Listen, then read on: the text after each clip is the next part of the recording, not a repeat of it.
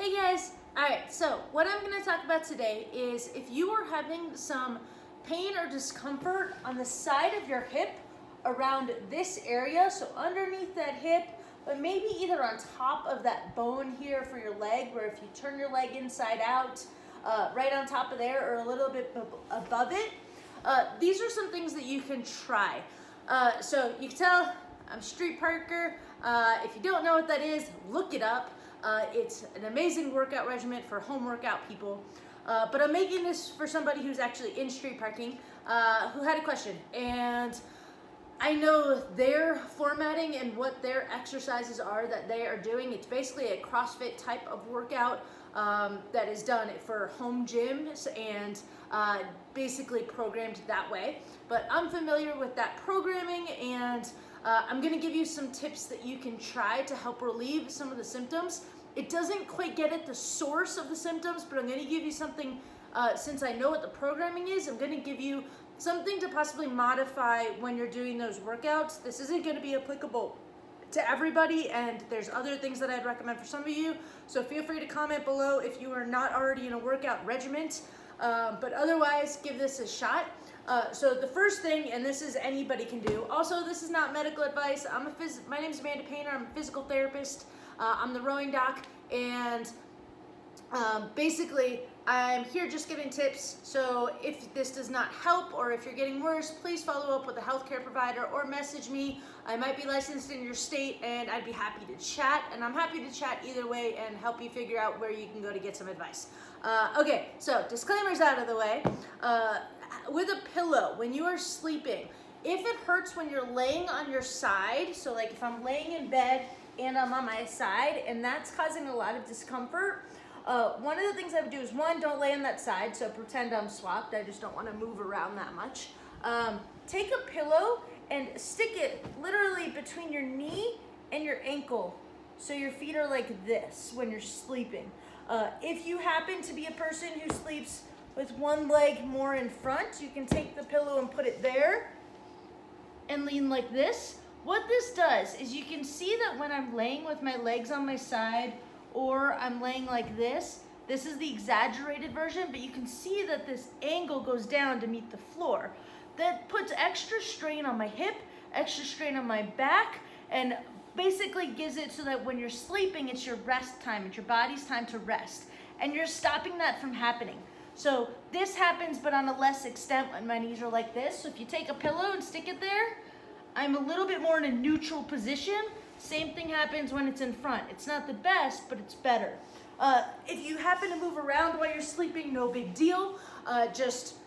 You might wake up a little bit and you can move the pillow with you, or you can move it if you switch sides, or really you're just trying to stay as optimal as you can for as long as you can. So don't wake up every 10 seconds ago or every 10 minutes and be like, hey, my pillow's gone, let me move it. Don't worry to that extreme. Your body needs rest, so give it rest. So that's my recommendation for the pillow. For exercises, again, if you are not doing street parking, if you're not doing some type of workout regimen, I'd recommend some other things, so feel free to comment below and let me know. But for the person that I'm making this video for, and if you're in street parking and this is happening to you, basically one of the things that I would try is, there's not a whole ton of single leg activities that happen. There's some in the butts and guts that comes out. But when there's deadlifts, I would do a lighter weight. So you can go all out with the deadlifts, but if it's in the WOD, what I would do is go lighter weight and turn it into a single leg deadlift where you're on one leg. And try not to let your hip jut out. So you may not be able to see my head, but you should be able to see my hip in this video. But you want to try, so one leg, but don't let that hip jut out. You really want to control the glutes to keep your hip underneath you, and then you can do things with the weight as you're going. So I would recommend doing some of those things. And then I would do clamshells before the workout. Or leg lifts. And if you're not doing street parking, this is something you can try.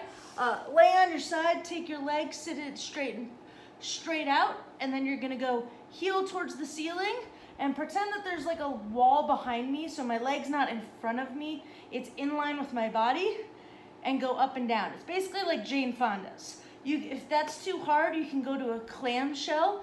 If this bugs the hip though, go ahead and back off. Feel free to comment below, let me know.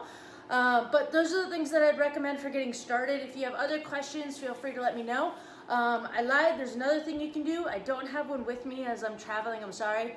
But take a tennis ball or a lacrosse ball, and basically if you put your hand on your side and you twist your leg back and forth, you'll feel the bone kind of like pop into your hand in one direction. That's the bone. You want to go right above that bone, like up this way, right here, and you're trying to get the TFL, or the tensor fasciae lata.